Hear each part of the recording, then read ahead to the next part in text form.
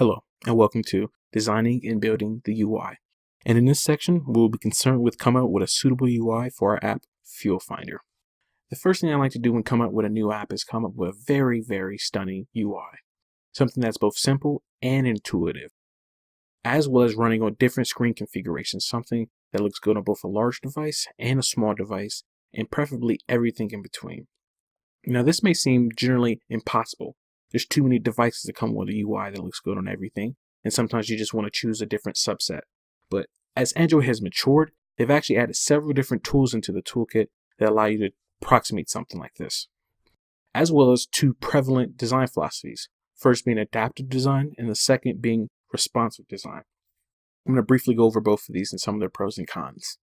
Adaptive design makes use of several different layouts to create a suitable UI that looks good on different screen configurations. And a major pro for this is, for one screen configuration, you can actually create a layout that looks perfect on that one. It takes advantage of its pixel density, as well as take advantage of its shape. So you can create a custom layout that looks good on a round face, such as for a watch, or you can create a layout that looks good on rectangular faces. Now, a con for this is, you have to create several different layout files and you tend to repeat yourself.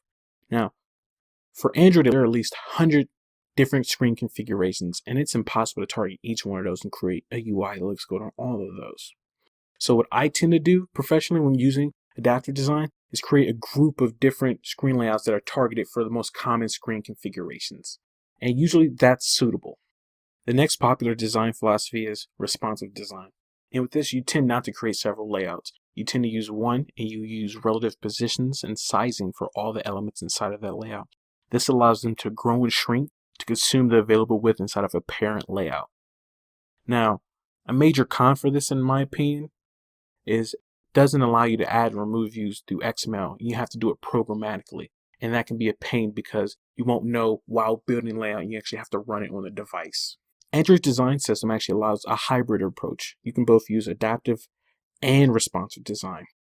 Now, some adaptive tools you can use in Android are device qualifiers. These allow you to actually customize which layouts or even dimensions that are used inside of a layout based off of device configurations such as layout direction, screen width or height, as well as a ratio of the two, device orientation, or screen pixel density. The next tool that Android provides are their SDK and support library provided layouts that allow you to achieve a very responsive design.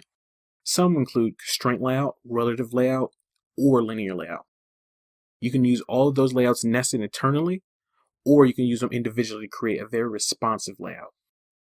Now, furthermore, you can use both adaptive and responsive tools simultaneously. So you can use both device qualifiers to create a custom layout file based off of width, height, layout direction, orientation, as well as using one of the responsive layouts such as constraint, relative, or linear. Now, I've navigated to the developer site to explain linear layout, relative layout, and constraint layout. First, linear layout is a very basic responsive layout, and it pretty much allows you to customize the sizes of your elements inside of a layout based off of weights. Instead of absolute positioning, they're just relative positioning. So you would say something has a weight of 20, which is equivalent to a percentage of 20, and then any remaining children in that linear layout will consume that 80 weight.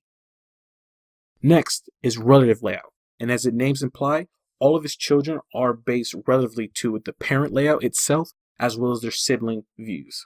Now, relative layout is a little less efficient than linear layout because it has to do 2 measurement passes to make sure it's taking account for all of the relative positioning of the children.